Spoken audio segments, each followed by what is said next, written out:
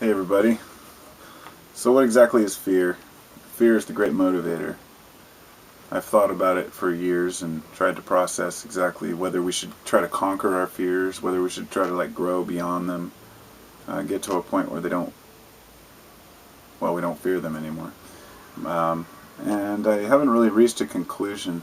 I do have this idea that fear itself is a motivator in the sense that it allows us to get things done that we may not have finished if we didn't fear the repercussions of not finishing. They help us to avoid things that we know are harmful to us. But there are two different types of fear. There's unwarranted fear, or irrational fears, if you will, like fear of bees, which I have a fear of bees. If a yellow jacket gets near me, I'll go running around like crazy.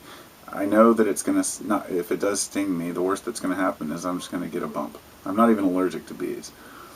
I've always had an irrational fear of spiders. I'm not really scared of them. I don't freak out, but if one's on me, even though we don't really have any biting spiders here, those are some irrational fears. And then there's the other fears, like fears of heights, which I've noticed since I was a kid. When you have all that testosterone flowing, we used to climb to the top of a train trestle, then we'd go climb up on the beams and girders up on top while trains went by and the whole thing moved, and we were frying on acid. I mean, we had,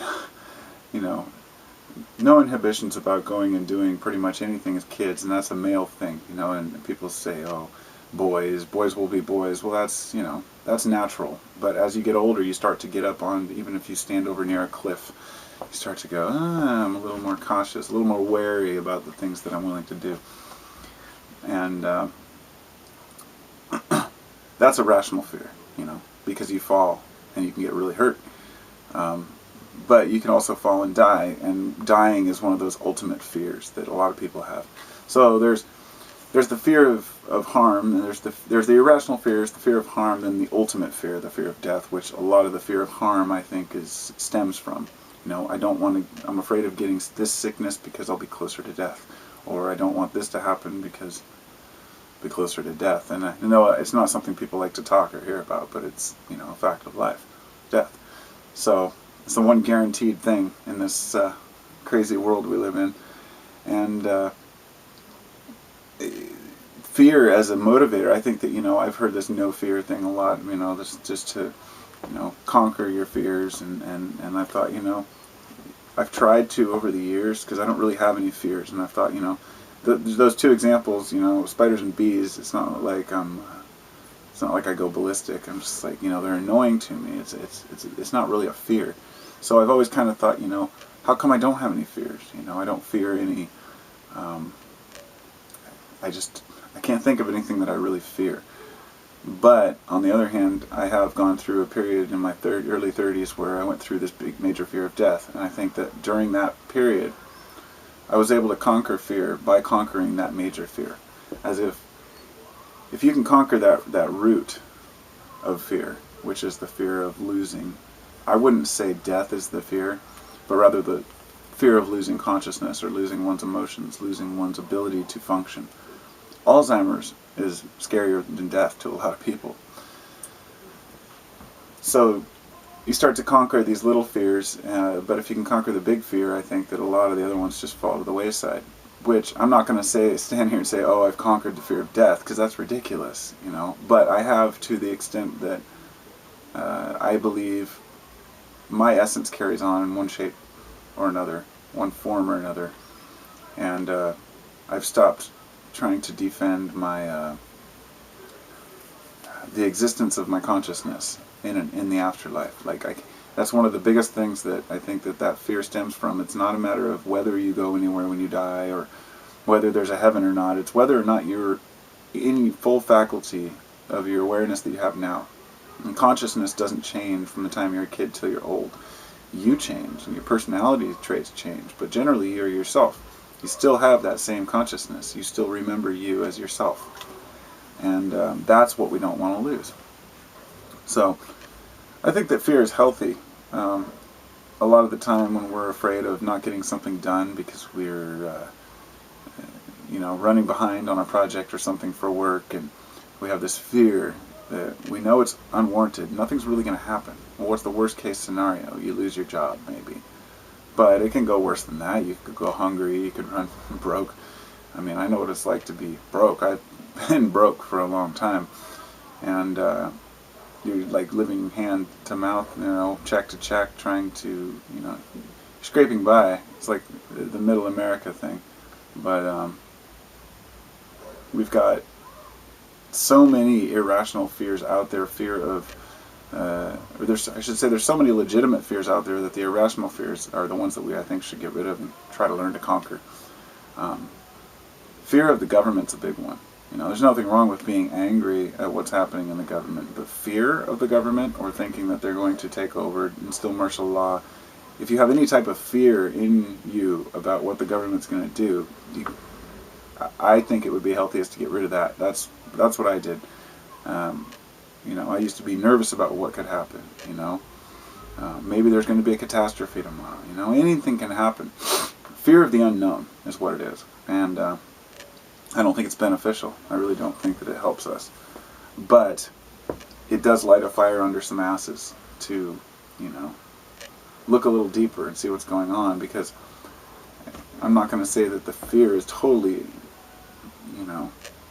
not warranted, because we want to protect our families, we want to protect our cities and our communities, and when we see injustice going on, it scares us because it's something we're afraid of happening to us, and I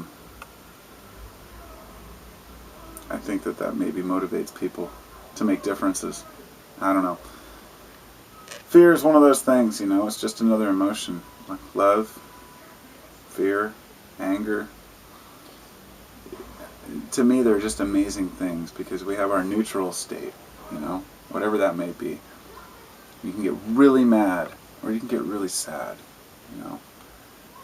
Sometimes I wake up in the morning and I watch good movies in the morning, because because I get more emotion before the day has gone on, like I'm in my fresh state, and that's when I'm most emotional, is in the morning.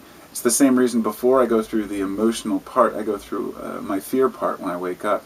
I see kind of like a cycle of emotions throughout the day. I wake up often thinking, okay, the fears that might wake me up of, I have to get this job, or I have to be able to pay these bills, or shoot, I forgot to do this, or I forgot to call this person back, and it kind of wakes you up, and you're like, oh. And then I'll go through the morning emotion, maybe watch a movie and go through some sadness, but then something might frustrate me later in the day, and I go through anger, but, I really embrace all my emotions instead of trying to, turn them off. I definitely think anger is useful, because if, at the very least, it allows us to see ourselves.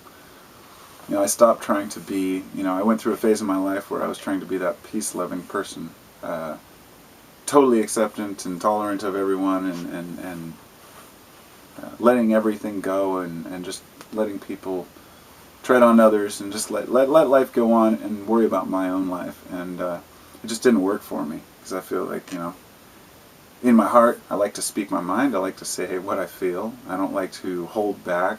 A no holds barred kind of thing. Sometimes I offend people. Sometimes I, meet good people. Sometimes I meet bad people. It doesn't matter. It's that expression, expression of who I am. But anyway, once I let go of the fear of being wrong, I think was one of the greatest fears. Because we all grow up, and when we're teenagers, we tend to think that we're always right. And, just the old Socratic philosophies end up coming into play when we get older. We don't even realize it. So, anyway. No fear, but embrace your fear. Alright? Namaste.